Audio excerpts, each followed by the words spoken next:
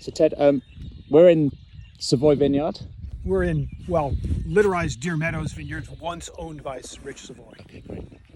What's your approach to farming? I know it's a very broad question. So I remember you recommended me the book Agroecology by Miguel Altieri. How's that sort of thinking impacted your practice in the vineyard? I think that there's a really fertile marriage, Jamie, of agroecology and biodynamic farming, meaning that one of the things that really is clear in the lessons of agroecology is that the social, cultural, human dimensions, right, of farming are really important. So think about the fact that in modern accounting, employees or payroll's a liability. Well, that's crazy. Payroll's an asset. There's nothing more important than people, right? So in that same sense, our farmers, our crew, is part of our social, is part of the social fabric, the mycorrhizal fabric of the farm, in a sense.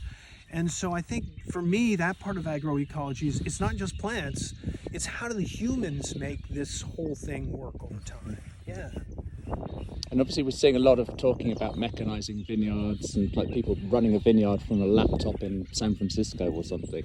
Do you think it's important to get more people into the land, into the, that association between people and place, in terms of farming?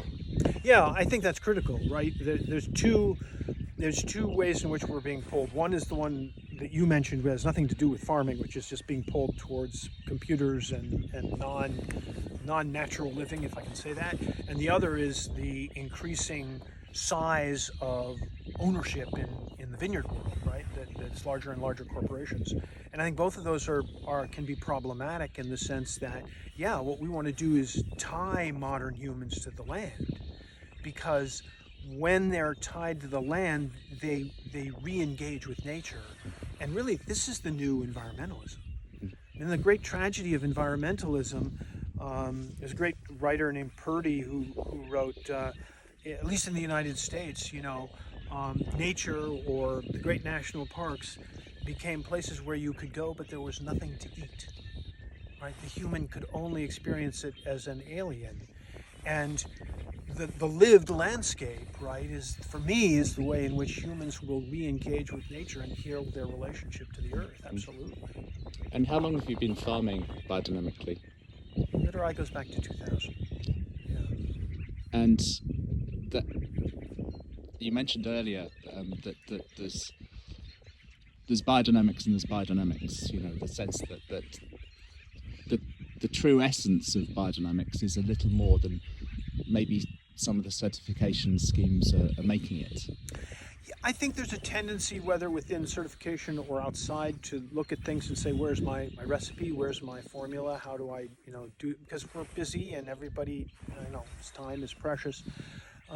But to me, when I read some of the things out of regenerative farming or permaculture or many of the other modern streams of alternative agriculture, if you read, Steiner carefully, it's all there. It's just in a different language.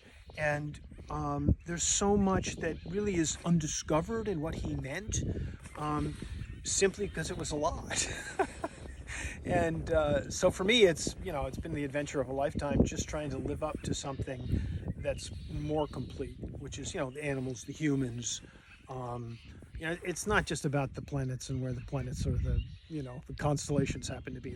That's, as he said himself, that's one part. But for me, that stuff is only a part. And when it comes to getting this fruit from this place into the winery, what's your approach there? Do you think there's a coherence between what you're doing in the vineyard and what you're doing in the winery? There better be. If they're not, I'm in trouble with myself. Yeah. When you say coherence, what do you mean? Like, help me out. I mean, it's like you've got this.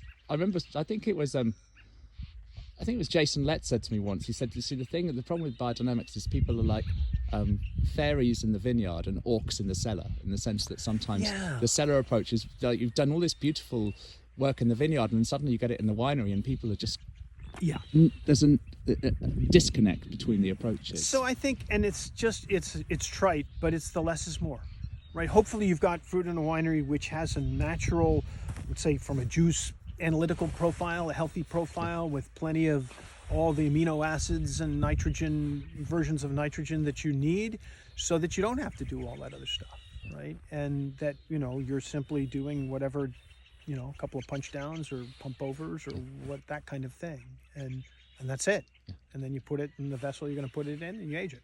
Yeah. And to me, that's the goal. Yeah. You know, nothing's perfect. We add sulfur. We like sulfur. But other than that, I mean, that's really it normally if we've done our job. Thank you. That's great. Yeah. Super.